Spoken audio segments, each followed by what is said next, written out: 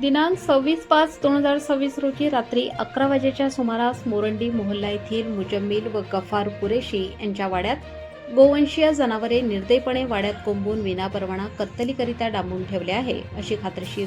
खबरांमार्फत गुप्त माहिती मिळाल्यावरून पोलीस निरीक्षक जनार्दन शेवाळे यांच्या नेतृत्वाखाली रात्री 1:30 वाजेच्या सुमारास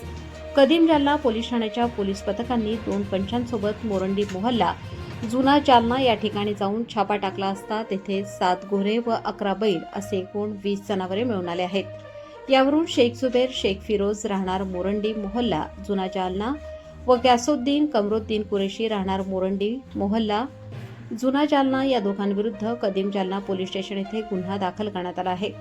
यामध्ये एकूण 20 जनावरे जप्त करण्यात आलेली असून त्यांची एकूण अंदाजे किंमत 6,95,000 रुपये असल्याचे समजते आहे। सदरची कारवाई पोलीस अधीक्षक तेगबीर सिंग संधू, अप्पर पोलीस अधीक्षक विक्रम साळी, उपविभागीय पोलीस अधिकारी अनंत कुलकर्णी यांच्या मार्गदर्शनाखाली